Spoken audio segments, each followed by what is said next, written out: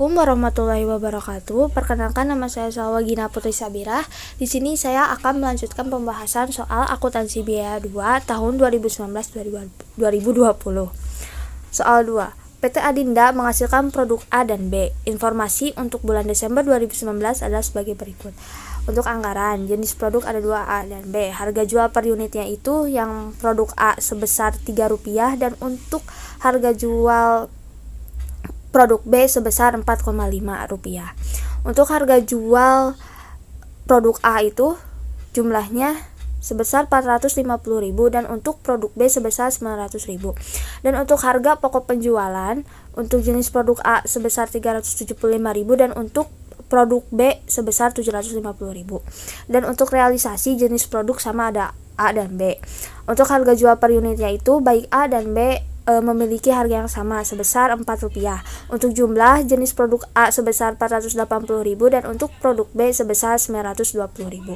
Untuk harga pokok penjualan jenis produk A itu sebesar Rp360.000 dan untuk produk B sebesar Rp805.000. Yang ditanyakan adalah yang pertama, hitunglah perubahan laba kotor yang terjadi. Yang kedua, analisislah selisih tersebut ke dalam. Yang pertama, sales price variance. Yang kedua, sales volume variance. Yang ketiga, cost price variance. Yang keempat, cost volume variance. Yang kelima, mix volume variance. Dan yang keenam, final sales volume variance. Untuk soal pertama, hitunglah perubahan laba kotor yang terjadi. Untuk menghitung perubahan laba kotor yang terjadi harus membuat tabel seperti ini. Nah, kan di soal itu yang diketahui cuma harga jual, yakni per unit dan jumlah, kemudian harga pokok penjualan untuk jumlahnya. Sedangkan kan untuk harga pokok penjualan per unitnya belum diketahui, kemudian penjualannya juga belum diketahui, laba kotor belum juga diketahui. Jadi untuk menghitung, yaitu yang pertama dicari penjualannya terlebih dahulu. Untuk mencari penjualan, jadi kan udah diketahui di soal itu harga jualnya itu misalnya produk A Rp450.000 untuk jumlahnya dan per unitnya itu ada Rp3. Jadi untuk menghitung penjualannya Rp450.000 dibagi dengan 3, hasilnya 150 gitu. Kemudian dengan produk B juga sama, jadi 900.000 dibagi dengan 4,5, hasilnya 200.000. Udah diketahui kan penjualannya berapa. Sekarang cari HPP per unitnya. Untuk mencari HPP per unit, 375 dibagi 150, hasilnya 2,50. Kemudian dengan produk B juga sama, 750 dibagi 200, hasilnya 3,75. Kan udah diketahui penjualannya berapa dan HPP per unitnya berapa. Sekarang masuk ke laba kotor. Untuk menghitung laba kotor, yang pertama itu dihitung dulu jumlahnya. Nah, untuk cari jumlahnya itu, jadi jumlah dari harga jual ini dikurangi jumlah dari HPP. Misalnya yang pertama 450 dikurangi 375.000, hasilnya itu 75.000. Kemudian yang produk B 900.000 dikurangi 750, hasilnya 150. Kan udah diketahui itu laba kotor yang jumlahnya berapa. Sekarang cari yang per unitnya. Untuk cari yang per unitnya itu 75.000 dibagi dengan 150, hasilnya 0,5. Kemudian yang produk B juga sama, 150.000 dibagi 200.000, hasilnya 0,75. Dijumlah semuanya yang udah diketahui, hasilnya seperti ini. Untuk yang realisasi juga sama, caranya seperti yang tadi dijelaskan yang untuk anggaran.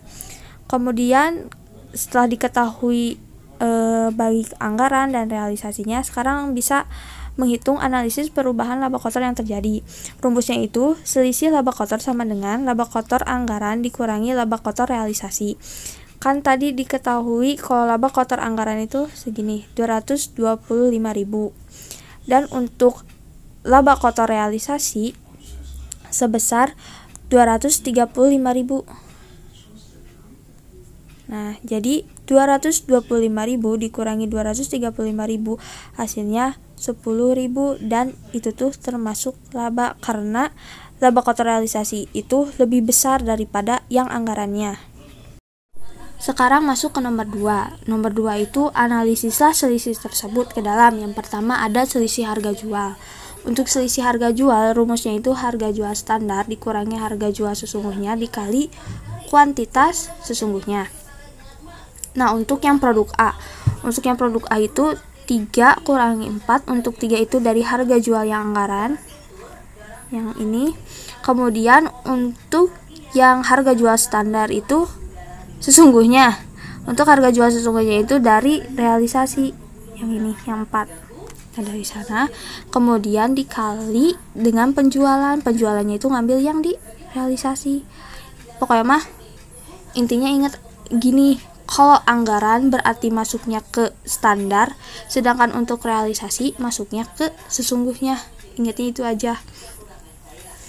Nah, nanti kan udah ya diketahui untuk harga jual standarnya itu 3 dan untuk harga jual sesungguhnya itu 4. Nah, itu tuh dikurang, hasilnya kan negatif 1. Negatif 1 dikali 120.000, hasilnya 120.000. Dah, itu tuh masuknya ke laba karena si harga jual standar itu lebih kecil daripada harga jual sesungguhnya. Kemudian masuk ke yang produk B. Sama aja kayak yang tadi yang A, yang 4,5 itu dapatnya dari anggaran harga jual yang di anggaran, dan untuk yang 4 tuh dapat dari harga jual yang realisasi yang per unit. Kemudian dikali sama 230.000 yang di penjualan di realisasi. Di jumlah hasilnya kan dapat 115.000 dan itu termasuk rugi. Kenapa rugi? Karena si harga jual standarnya lebih besar daripada si realisasinya gitu. Kemudian masuk ke sales volume variance. Sama aja kayak yang tadi, cuman kalau yang ini rumusnya itu kuantitas standar dikurangi kuantitas sesungguhnya dikali harga jual standar. Jadi untuk produk A itu 150 dikurangi 120 dikali 3, hasilnya 90.000 dan itu termasuk kerugi. Kemudian yang produk B 200.000 dikurangi 230.000 dikali 4,5, hasilnya 135 dan itu masuk laba. Kemudian di jumlah dikurang, kemudian dikurang dan hasilnya mendapatkan 45.000 dan itu termasuk ke laba karena kan yang labanya itu lebih besar daripada yang rugi.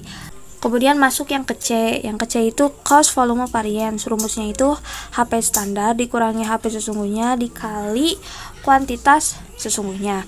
Untuk yang produk A itu 2,5 dikurangi 3,0 dikali 120.000 dan hasilnya 60.000 dan itu termasuk ke rugi. Dan untuk yang produk B, HP standarnya itu 3,75 dan HP sesungguhnya itu 3,5. Kemudian dikali 230.000 dan hasilnya 57.500 dan itu termasuk ke laba. Kemudian dikurang dan mendapatkan hasil 2.500 dan itu termasuk ke rugi. Dan yang D itu yang ditanyakan cost volume variance. Rumusnya itu kuantitas standar dikurangi kuantitas sesungguhnya dikali HP standar. Untuk yang produk A itu 150.000 dikurangi 120.000 dikali 250, hasilnya 75.000 dan itu masuk ke laba. Dan untuk produk B 200.000 dikurangi 230.000 dikali 375, hasilnya 112.500 dan itu masuk ke rugi. Kemudian dikurang, hasilnya 37.500 dan itu masuk ke rugi. Namun untuk cost volume variance itu ada catatan khusus untuk selisih volume penjualan dan selisih volume HPP. Untuk selisih volume penjualan dan selisih volume HPP itu udah dihitung dari perhitungan sebelumnya. Jadi kita cuma tinggal masukin aja karena itu tuh buat pembuktian di yang mix variance-nya yang E. Nah, selisih volume penjualannya itu kan tadi udah diketahui 45.000 dan untuk selisih volume HPP-nya itu 37.500. Nah, dikurang hasilnya itu 7.500 dan itu masuk ke laba. Nah, untuk membuktikan apakah hitungan kita benar, masuk ke sales mix variance. Rumusnya itu komposisi standar dikurangi komposisi sesungguhnya dikali laba kotor. Nah, untuk yang A, produk A, itu cara ngitungnya 150.000 dibagi 350.000 dikali 350.000 dikurangi 120.000 kemudian dikali 0,5. hasilnya 15.000. Kemudian yang B, 200.000 dibagi 350.000 dikali 350.000, kemudian dikurang 230.000 dan dikali 0,75, hasilnya 22.500. Untuk 0,5 dan 0,75 ada di dalam tabel yang sebelumnya dihitung, yang anggaran realisasi, yang itu ada di yang laba kotor yang per unitnya. Kemudian kan hasil dari produk A dan produk B itu dikurangi, hasilnya 7.500 kan, berarti perhitungan kita tuh benar 7.500 itu. Kemudian ke final sales volume variance, rumusnya itu kuantitas standar kurangi kuantitas sesungguhnya dikali laba kotor rata-rata standar. Jadi 350.000 dikurangi 350.000 kemudian dikali 0,625 sama dengan 0. Al3, PT Cantif memproduksi mesin cuci. Perusahaan menjual produknya di 3 daerah pemasaran, yaitu Tasikmalaya, Garut, dan Ciamis. Data yang bersangkutan dengan 3 daerah pemasaran tersebut sebagai berikut. Kemudian ada biaya pemasaran yang dikeluarkan dalam tahun 2019 adalah sebagai berikut. Yang diminta, yang pertama itu buatlah tarif alokasi biaya pemasaran yang diperlukan untuk masing-masing daerah pemasaran. Yang kedua, buatlah daftar rugi laba untuk masing-masing daerah pemasaran. Dan yang ketiga, berikan komentar Anda dari hasil perhitungan di atas. Untuk pengerjakan soal yang pertama, yang buatlah tarif alokasi biaya pemasaran yang diperlukan untuk masing-masing daerah pemasaran itu, cara pengerjaannya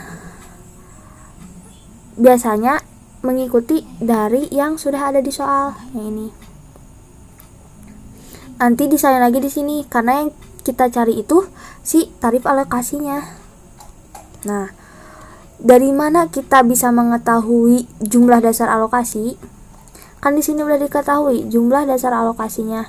Itu dari mana? Untuk penjualan berarti dari jumlah frekuensi telepon wiraniaga. Berarti dari ini kan. Hasilnya itu 1.000. Nah, berarti untuk tarif alokasi penjualannya itu 65 juta dibagi 1.000 dikali 100% sama dengan 65.000. Kemudian untuk pembungkus dan pengiriman, kan udah diketahui jumlahnya itu 12 juta untuk biaya pemasarannya. Untuk jumlah dasar alokasinya diketahui untuk jumlah pesanan dari pelanggan. Ini jumlah pesanan dari pelanggan itu 1.000, berarti tarif alokasinya itu 12 juta dibagi 1.000, hasilnya 12.000. Kemudian untuk advertensi itu diketahui biaya pemasarannya itu 10 juta. Untuk dasar alokasinya itu dari hasil penjualan. Untuk hasil penjualannya itu sebesar 720 juta. Dari sini hasil penjualan 720 juta.